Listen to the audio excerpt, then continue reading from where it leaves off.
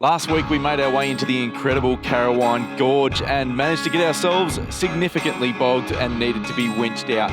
We also found out that the campground was closing the next day and we were going to have to leave. This week though, we get some good news, find an even better campsite and make our way out to running waters on one of the most fun four-wheel drive tracks we've done in a very long time. Pull up and test out a new power unit for lunch and then get into the water and have an amazing swim. You don't want to miss this one, guys. It's going to be a fun one. Wow, what a cracker of a morning. The water is like a mirror. It's just beautiful still, very quiet night last night. We got some good news. I found a contact online for the rangers that cover this area, the Pilbara Rangers, and got in touch with them about the closure and just wanted to get some clarification because we hadn't gotten any sort of first-hand information. It was all second-hand information, and just said, look, this is our situation. We're camped up this end of the gorge. Just want to check, do you need us to leave today? Like, we're happy to leave, but do you need us to leave? And she wrote back and said she's happy for us to stay. They're up the other end. She just said to be aware that there will be a lot of people around, but that they're more than happy for us to stay here, which is fantastic news. That's a massive relief, and it's really appreciate them doing that. And yeah, it means we can stay here and use this as a bit of a base. I really want to go and check out Running Waters, which is about 45 minutes from here. I do have ideas of camping there, or did have ideas of camping there with the caravan, but I'm getting a lot of people saying that that's pretty ambitious. So we might do a bit of a recce there without the van, and then go and see what it's like, and then decide if we want to take the van in there in a couple more days. But to be honest, it's hard to imagine it being better than this. So bird life around, we had a few cows come into camp last night. But yeah, it's just a beautiful spot to sit and chill out. So have a quick coffee. No, I'm not going to have a quick coffee. I'm going to enjoy my coffee this morning. The kids are going to do their schoolwork, and then we might jump in the car and go for a bit of an explore. There's a bit to see around here, and I'm keen to check it all out. It's all back on the agenda, which I'm very excited for. I just thought I'd talk about this quickly because this is a really good example of the different track widths of the car and the caravan. So this is a big part of why towing on soft surfaces like this gravelly sort of river stone, as well as sand and anything like that, with a big caravan, is that the caravan doesn't track in the same wheel ruts as what your car will. So what that means is that while the car's driving on what's already formed as a gravel road, or as the main path that's nice and compact, the caravan's having to push its own path through all this loose stuff, because you can see how this is built up on the sides here. That's what the caravan was pretty much driving through that. So you're dragging the caravan like an anchor through all the soft stuff that's pushed up at the sides of the track. It's one of the things that we're looking at with our new caravan is reducing the track width so that it follows much more closely behind the cruiser, which will make towing in these sorts of conditions a lot easier. This is a big part of why we got stuck yesterday, but the other part is that when you start to turn a corner, particularly a relatively sharp corner where we were trying to turn around, I tried to keep the turn as wide as possible to avoid getting stuck. Obviously that didn't work out, but it means obviously as you're turning, the caravan's not tracking again in the same wheel ruts as what the car's made. So you're dragging the caravan through fresh ground, and it's generally the softer stuff. So it just all starts to get pretty curly pretty quickly. As soon as you lose momentum, it's very, very difficult to get it going again. Same thing again on sand. As soon as you start to try and turn corners is generally when you're going to get stuck in a straight line. A lot easier to keep momentum, and the caravan will keep pushing through. Certainly if you come into Carrawine Gorge, you don't need to come right up the end where we are here. We're right down the southern end. There is a lot easier access camping up the other end, but it was pretty busy yesterday when we got here, so hence why we were trying to push to somewhere a little bit further away, and this is the result. But at least now we've got a cracking spot. We're going to go for a walk this morning and see how many people have left, because there are some brilliant spots up the other end. If there's room up there, we might even move up there, because we're kind of camped on the track where we just pulled up. But yeah, something to keep in mind is the track width of your whatever you're towing versus your tow vehicle.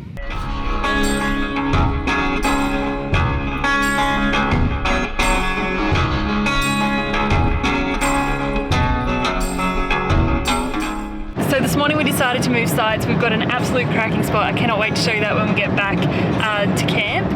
We've just done schoolwork, now we're in the car. Rumour has it that there's a bit of artesian water in Running Waters, and it's not necessarily warm, but it's not cold. We were planning on taking the van in there, just a bit, like a few people have said we'd really struggle because there's a big pinch hole.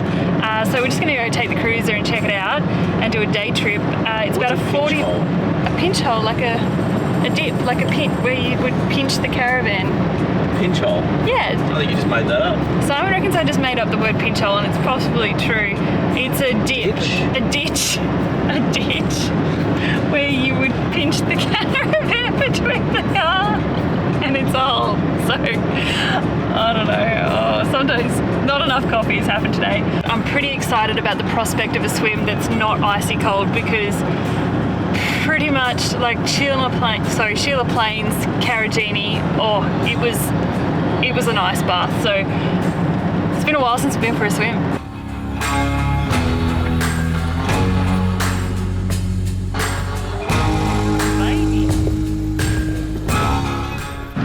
I figured we might as well try and go the fun way into Running Waters. There's a 4-wheel drive track on the HEMA that cuts through and gets us off the highway for a little bit. It's described as a medium difficulty track, so we'll see how we go. So far it's not too bad. A few little ruts and washaways like this one we're going through now, and then we'll probably just come back on the highway when we've finished up, but might as well go for a little poke along a 4-wheel drive track. Always more interesting than the highway. Can you see this baby just sitting in the shade? The mummy's lying down and the baby's standing up. I just told James there was a couple of roos out the window and he was trying to look for the roosters. Roos, mate, not roosters. There's not many roosters out here. Cool little drive through here, not super technical or challenging as far as 4-wheel drive track goes, but a lot of fun and absolutely stunning scenery. I love drives like this that go up dry riverbeds and gorges. Yeah, good little alternative route if you're looking at going between Carrawine Gorge and Running Waters. Not suitable for towing big vans. You probably get a camper trailer through, but yeah, certainly not suitable for caravan. That's a pinch hole. That's what a pinch hole is, where it goes like that. That's exactly what a pinch hole is.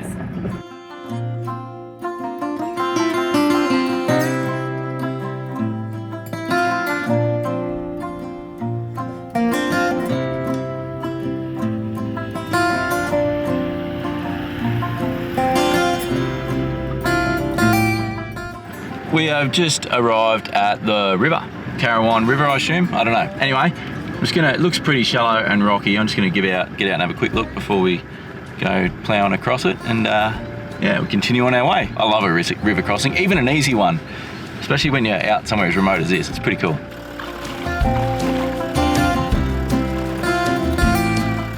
Yeah, that doesn't seem too bad, I don't think. It's probably about knee deep and a pretty rocky bottom. There's just a bit of that algae stuff. I just wanted to check. I couldn't see with the algae whether there was any big rocks or anything, but it looks fine. So we're gonna go through it. Let's do it. You.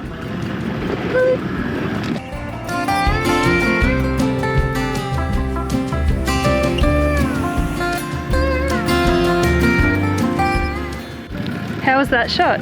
Good. You happy with it? Yep, pretty happy. You like 4-wheel driving YouTube channels? Yeah. Under the car's covered in seaweed. Whose job do you reckon it'll be to get rid of this pond scum off the car? Dunno. How much is it? Fair bit. All right, we're just gonna fix up a bit of lunch. We're gonna cook up a bit of chicken to do some chicken burgers, so we didn't really have any lunch meat. We were gonna do this at Running Waters, but yeah, the 4-wheel drive track's taking a little bit longer than we thought, so we're all getting hungry. We're gonna take the opportunity here to cook up. We thought we might use this as an opportunity as well to show you this power unit from EcoFlow that they sent us to test out. So this is the Delta 2 Max. I'll tell you more about that in a minute. I'm just gonna grab the induction out and get that fired up and get our pan going. So we've just got some bread, luxury, right? Yeah, just gonna do some quick cook up of some chicken. Really loving this about having the car a bit better set up with cooking gear and stuff in it. We're still pinching the induction plate out of the caravan, but we're working on that. We're gonna get a new one soon once we get back closer to civilization. So this is the EcoFlow Max, or Delta 2 Max they call it. I'll tell you what, these power units, these portable, I better turn it on first, that'll help, eh? These portable power units are just just can't believe the technology, how fast and how far it's come. When you consider that in this is like 170 amp equivalent, roughly, a 170 amp battery, a over 2000 watt inverter, and charging gear and everything. You can plug in solar panels into this, you can do everything. And the whole thing's like 23 kilos or something and fits in this compact box. It's amazing. Anyway, one interesting thing about this one I noticed is that the 12 volt sockets, like all your USB charging, USB-Cs, all of that sort of stuff, and the screen and the power switch are all on the front of it, and you can turn that 12 volt stuff on here. But all the 240 volt stuff for doing like what we're doing now, and all your charging comes in via the back. Yeah, so depending on how you're going to be using it, whether those 240 volt points at the back could be a pro or a con, depending on where you're putting it in your setup and things like that. Yeah, so something to drop the oil lid on the ground. Just gonna get this on while I'm chatting, otherwise we'll be here all afternoon and we won't get to go for a swim. Plenty of oil in there. Now you know what I haven't done is I didn't get the chicken out of the fridge, so let's see if this works. Oh yeah, I can get to it from the side.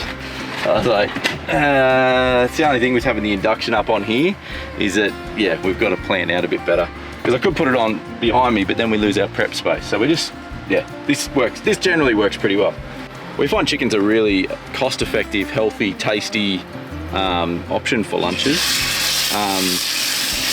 Especially when they're charging like 20 bucks or more for ham and salami and that sort of stuff. And it's kind of nice to have a hot lunch, a cooked lunch on the side of the road.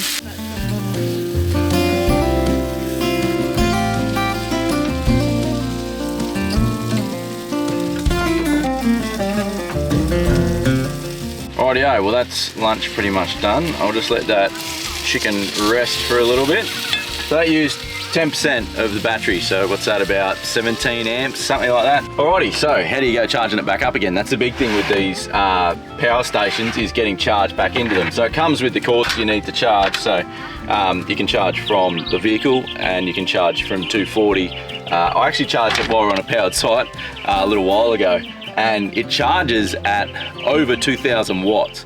So that means, I mean, it was at 30% when I charged it, and it took like 45 minutes to get to full 100% charge. That is incredibly fast. They can also charge it up off solar. This one actually has 2 solar inputs, so you can put 2 panels into it and it'll take up to 1000 watts of solar, which is pretty incredible. You can expand it too if you do want more than 170 amps. You can buy extra batteries to plug into the side of it and expand the battery power. Now, charging off 12 volt, like off your car SIG socket, this has been a problem with these sort of power stations for a while, in that these are only rated to about 100 or 120 watts, like 10 amps. So to charge up a battery of this size takes quite a long time, like 10 plus hours. But EcoFlow have also brought out this, which is well, they call it an alternator charger. It's effectively a DC-DC charger. So it comes with all the cabling and everything you need to wire this into your car. And then this will charge at 800 watts. So like 8 times or something, or close to it, what this would do. So it actually makes it a lot more viable to charge this off your car when you're driving. The other cool thing about this over a traditional DC-DC charger is this will actually do what they call reverse charge. So you can use this via this to charge your car battery. So if you get a flat battery or something like that in your car, but this has got charge, you can then run that charge back through this charger and back into your car's battery to get you going again. Effectively, not jump starting, but to charge your battery back up to get you going, which I think is really, really cool. I'll leave a link in the description below. Has all the details for the EcoFlow and the charger and everything like that. You can buy these together as a kit, and you can also throw in some solar panels and stuff in there as well. So yeah, go and check it out and let us know what you think. There's cheese, tomato, and chicken on there for you. Do you want lettuce on yours? Is it iceberg? No, it's this rocket lettuce. No, thank you. No, thank you. Okay, I could have guessed that. 2 hands, squeeze it tightly so it doesn't fall out the back, okay? Do you want lettuce, Lizzie? I'd love some lettuce. Rocket lettuce. Alright,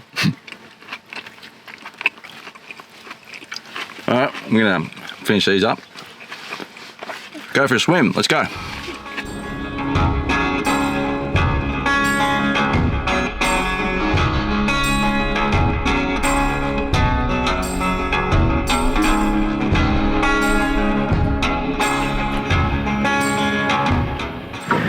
What are you looking for? I'm either trying to miss the obstacle altogether or if I can't dodge it, like rocks and roots and stuff, I'm trying to put the tyres on it so that it lifts the car up and gives me clearance so that I don't hit diffs and drive shafts and suspension components, etc.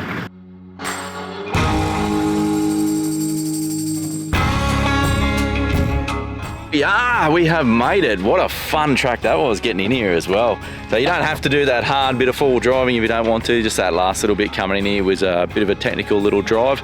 It's it's only the last couple of Ks it's like that. So there was a lot of people parked at the first little car park you come to on the way in. There's a bit of a camping area there. You could probably get a dual axle van. I'd get my van in there, I reckon, but you could get it at that far. But if you want to camp right down at running water itself, you really need to have something pretty small and nimble, because she's pretty tight getting in here. And as you saw, a bit of fun doing some rock hopping and stuff as well. A couple of rope swings here. We've just come right up to the very end and just gonna have a chill afternoon here and yeah, have a bit of a swim. Pretty keen for this. How's the water? Is the water warm? It's actually quite warm. Is it? How warm Yeah, is it? test it. Don't be nervous. Don't be nervous, Mum. Nervous. It's actually warm. Oh, it's good. It's not cold. It's not warm, but it's not cold. It's What is it then? oh, that's good. What an absolutely beautiful spot this is. This will be us for the afternoon. Fun drive in, awesome destination. It's hard to beat days like this. Oh, it's nice. Yeah, it's good. Woo! Jesus! I did not see you there. Yeah, it's really deep, Harrison. I can't even touch the bottom. How is it? Worth it? Oh my gosh, so worth it. This is the best swim I've had in ages.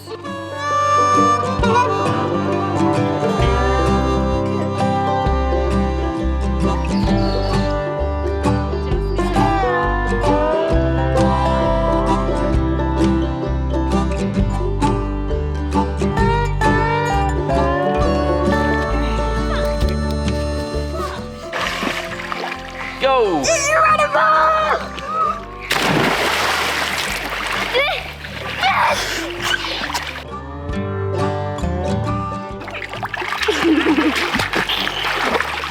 One, go! You! Do yourself a favour, pop this one on the list. If you haven't got a four-wheel drive, you should be able to just get to the car park. The water here is incredible. Like, honestly, it's magical. How you can find a water course like this in the middle of the Pilbara, like, it just feels such an oasis to be driving through this desolate, rugged, iron-rich landscape. Interestingly, actually, the landscape in the Pilbara is so similar to Mars that astronauts from NASA and scientists from all over the world and geologists from all over the world come to the Pilbara to study the landscape, to run testing missions and test gear, because the climate and the terrain in the Pilbara is what it's like in Mars. So you go through all this, like what you imagine Mars to look like, basically just endless escarpments of red iron rock and banded iron formations. And then you get to this just oasis lined with paperbarks. I cannot believe that this region is so underexplored. I mean, I can, because most people just go from Karajini to Broome up the highway, and this is quite a detour. But if you've got the time to go slow, coming inland, this has got to be some of just the most incredible country and landscapes in Australia. It is just, there's nowhere else like it that I can ever, like, that you could possibly describe. Apart from Mars, apparently. Get back to camp, might make something fun for dinner. See you there. Oh, and I get to show you camp. Yes, all right. Wait till you see it. Wait till you see it. All right, let's say goodbye to this beautiful spot.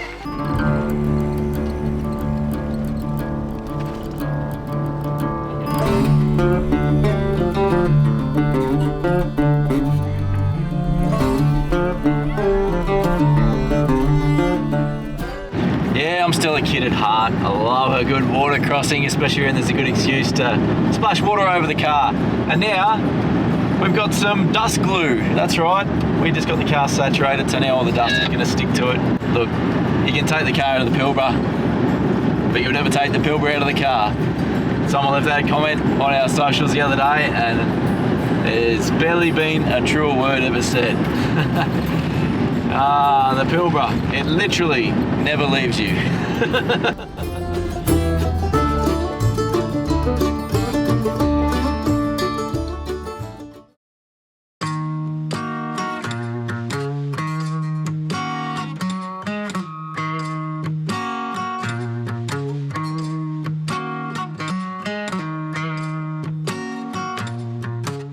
Well, here we are back at camp. That was a really awesome afternoon. That was definitely worth the drive. Make sure if you're out in this region that you go and check out Running Waters, but I still think the camping's better here. It's a good spot to go for the day. I'm just gonna crack a tin. But like I said earlier, we've moved camps, and where we were down the end on the river rocks was good. It was good in the sense actually that the kids and the caravan stayed a lot cleaner because we were on the rocks, not on the dirt. There's a little bit of dirt where we are now. You can see the van and that up there. We've actually got a little bit of grass, but check this out as the sun's going down, the colour, might not be the best shot. Oh yeah, look at that. Here we are here down, we've got the grass right down to the water. View up there to the gorge, sun's just about to set behind there. Crack a tin and enjoy that quite a lot. The kids are off playing already in the dirt, so they'll be filthy, ready for a shower again tonight. When we were in town recently in Port Edland, we picked up a heap of mail. A lot of people ask us how we get mail while we travel, and we just use the AusPost Parcel Collect. So you can sign up to it for free on AusPost, and it means you can get mail delivered to the post office, and they'll hold it at the post office for you to pick up. So we just get it sort of sent ahead of time where we think we're going to be. It's always a challenge though, trying to figure out where you're going to be, how long you're going to be there for, and when you're going to be there, so you can try and time the mail. And then of course when you give it plenty of time, it gets there really quickly, and when you're in a hurry, it takes ages. But when you eventually get it to work, and AusPost has been hopeless lately, it used to be really good, and hopefully it's just either where we are traveling at the moment or just a phase that AusPost is going through, but it's been really good for most of our travels. Anyway, that's a long story, a long way of saying we picked up our wine order. So a lot of you have been noticing we've been ordering Barossa Wine Cartel wine as we travel. A couple of reasons for that. It's bloody awesome, and it's a lot easier just to get wine delivered sometimes in bulk rather than trying to pick it up at bottle-os, especially when you're traveling out this remote. To get your hands on good wine and at a decent price is not easy. So where'd you put the glasses, hon? I was going to show them the glasses. So the other thing I'll say, the wine's good. The wine's really good. But what's even better is these. So some of you might have seen this before. This is the Explorer box that Barossa sell, and it's got 2 real wine glasses in it. Yes, it's got 2 Riedel wine glasses in it, and look at this. It's unbreakable. This has been across so many corrugations. It's just basically this really well designed casing that holds actual wine glasses, which make your wine taste even better. Normally we would never travel with glass, but this is an absolute game changer. It's like, there are a few things when you're on the road that are just like take you back to like real life, like everyday luxuries. One is a glass, like a wine glass. The second is a bathtub, and then third is a door that shuts. Like, they're the things you appreciate. No, a couch. Oh, a couch. I miss a couch. But yes, having good wine glasses. Now, the reason I'm telling you all this is I was talking to Josh from Barossa Wine Cartel the other day, and he wants to give all of you guys a discount. So we've got a discount now for these guys, which applies to all of their wine and to the wine glasses in the case. I just got one of these like supermarket pre-done beef briskets. So we've had a few of these lately. They're really good for a quick, easy dinner. They're super tasty. They're probably not the healthiest way to eat meat. The other thing that I really like about tacos is that it's not a very long cook time, so it's really good for off-grid living if you're mindful of how much power you're using. It only takes a really short amount of time, and the rest is all just chop it, pop it in, and happy days, and hope that the kids don't spill half of it all over the floor. Tacos! Yay, tacos! Remember when we bought these the other day, the shells? Yeah! Yeah, we're gonna have them for dinner with some... Yeah! Simon believes that whenever you have burritos or tacos, the tomatoes should be sliced like this, right? But I think it should be diced. Leave us a comment. Are you sliced or diced when it comes to Mexican food?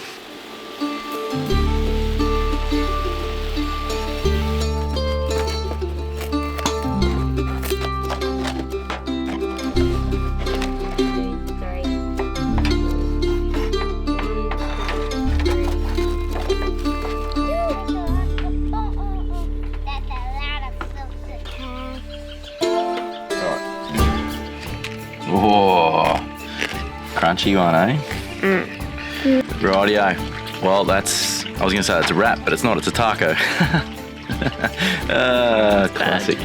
What a beautiful spot. This has been on our list for a long, long time. We've been wanting to get here, and it's an absolutely incredible spot. It's worth every bit, and I think it stacks up to any expectations we had. I'm gonna have daydreams about running waters for so long. Like, take me back already. And this camp spot on Wine Gorge is next level.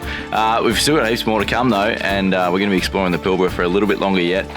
Really looking forward to a few more spots. We'll tell you more about that later. That's it for this one though. We're going to have to save that for next week. Yeah, thanks so much for watching, guys. Don't forget to like and subscribe. It's absolutely free to you guys, and we'd always love a comment. It really helps our content grow and expand to a bigger audience, so more people can find it and we can keep doing it. And we really appreciate it. It makes a huge difference to us, like an enormous amount of difference to us. Just that tiny little bit of effort from you guys. Much appreciated, and we'll see you next Sunday. See you next Sunday, guys. Cheers. Probably shut that. Oh,